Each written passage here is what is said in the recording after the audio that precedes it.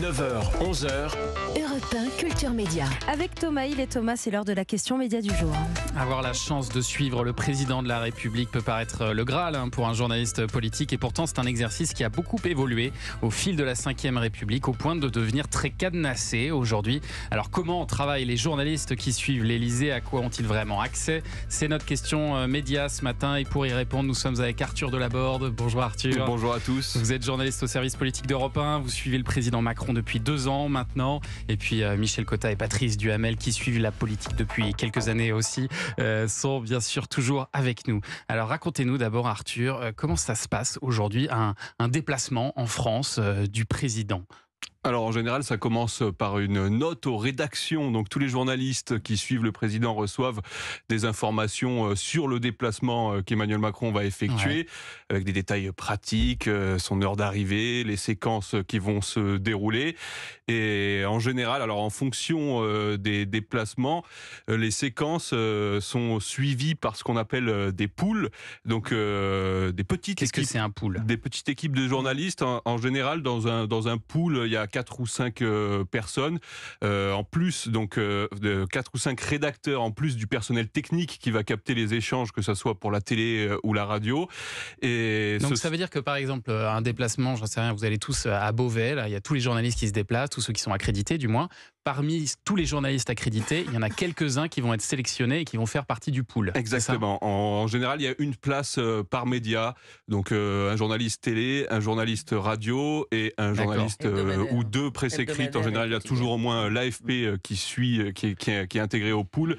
Et les autres, pendant ce temps, ils font quoi? Alors ils sont en général dans des salles de presse, ils attendent. Ils regardent que leurs copains reviennent. En fait, tout est décrit dans des boucles WhatsApp pour être tout à fait concret. Donc tous les journalistes qui sont dans les poules au plus près du président vont décrire ce qui se passe dans des boucles WhatsApp qui permettent donc aux journalistes qui eux se situent en salle de presse de pouvoir savoir ce qui se passe exactement au-delà des images qui sont sur les chaînes info, puisque la plupart du temps les séquences où Emmanuel Macron à laquelle Emmanuel Macron participe sont en direct aussi sur les chaînes info. Ouais. Donc ça veut dire que ça vous arrive parfois de faire 500 km pour vous retrouver dans une salle où vous allez lire votre WhatsApp et regarder la télé? Alors ça peut arriver, heureusement, c'est assez rare parce qu'il y a en fait ce qu'on appelle un système de poules tournant, c'est-à-dire que les journalistes qui sont dans les poules, donc au plus près du président, vont tourner avec leurs collègues en fonction des séquences. En général, c'est timé,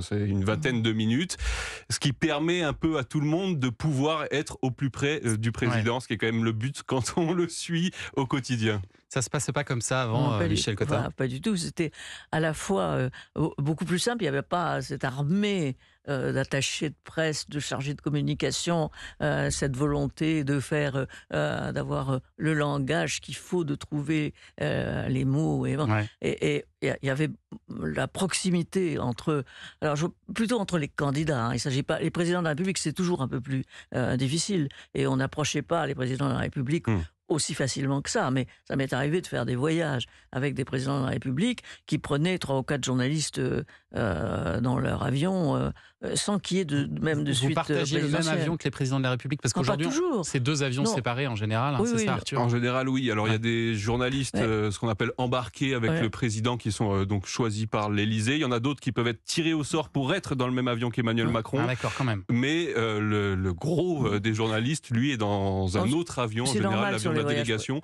ou ça peut être aussi des vols commerciaux régulièrement. Il faut distinguer les voyages des candidats et des hommes politiques et les voyages des présidents, parce qu'il y a des raisons de sécurité qui font effectivement qu'on doit de temps en temps être plus lointain. On peut difficilement être à côté d'eux. Mais il y avait surtout, quand même, il me semble qu'ils prenaient le temps de nous parler beaucoup. Alors évidemment, on s'est fait de temps en temps, on se faisait accuser de complicité. Mais comme après tout, il s'agit de voir tout le monde et on est complice de tout le monde ou au contraire critique de tout le monde. Mais c'est vrai qu'on a l'impression que, que le métier de journaliste de la presse présidentielle était plus facile de notre temps que du vôtre. Et je sais que Patrice Duhamel, vous avez passé quelques temps aussi dans les avions avec les présidents. Vous nous racontez ça dans 2 minutes, on revient. Europe 1. Culture Média sur Europe 1 avec la suite de la question média du jour. Thomas Hill, comment suivre le président de la République aujourd'hui en 2023? On en parle avec Arthur Delaborde, journaliste au service politique d'Europe 1, Michel Cotta et Patrice Duhamel, vos invités. Et alors, il y a beaucoup de journalistes qui disent que depuis la crise sanitaire, c'est devenu beaucoup plus compliqué d'avoir accès au chef de l'État et que ça ne s'est pas vraiment déverrouillé depuis.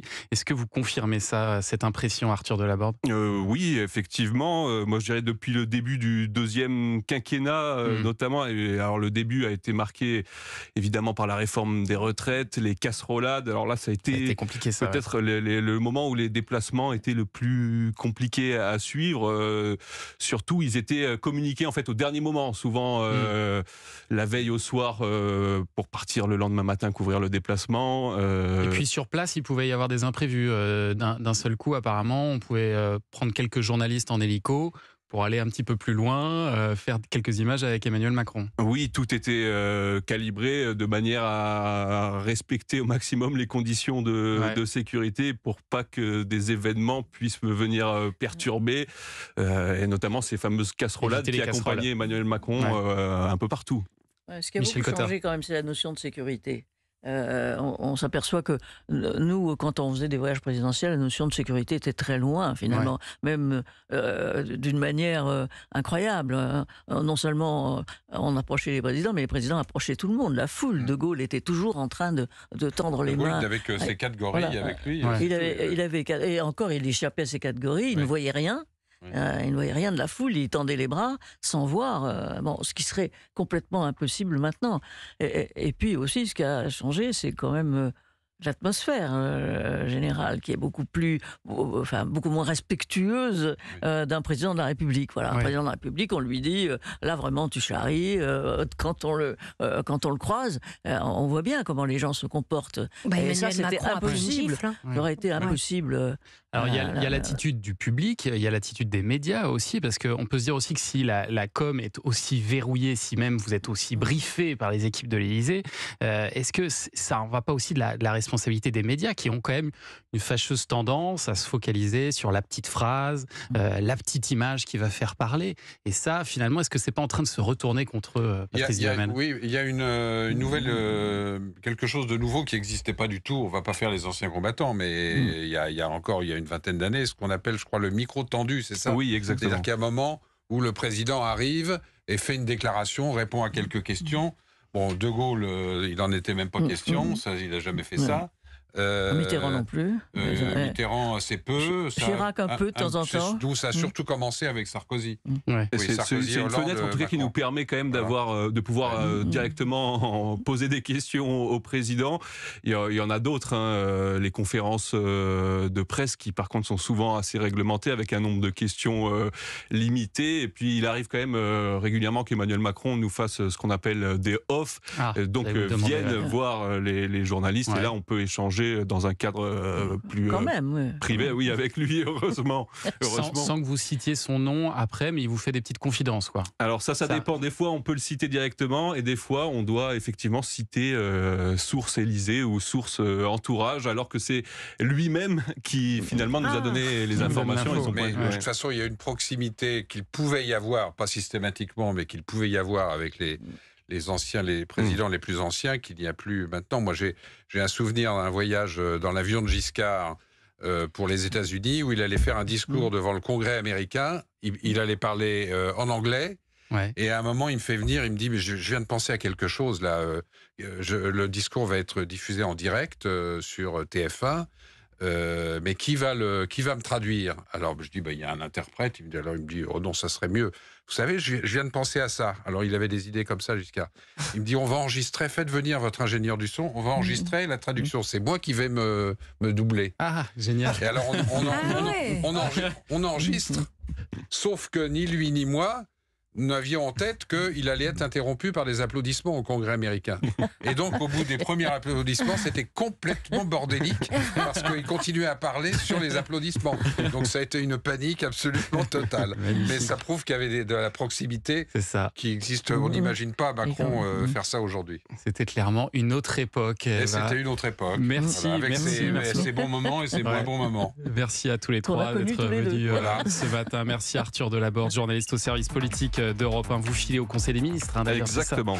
Et puis merci à Michel Cotta et Patrice Duhamel. On rappelle la diffusion du 3e volet de votre excellente série documentaire Président, le prix à payer face au terrorisme. Ce sera diffusé samedi 11 novembre à 21h sur Public Sénat. Et puis c'est déjà d'ailleurs sur le site de la chaîne comme les 2 autres volets de cette série. Merci. Merci à vous.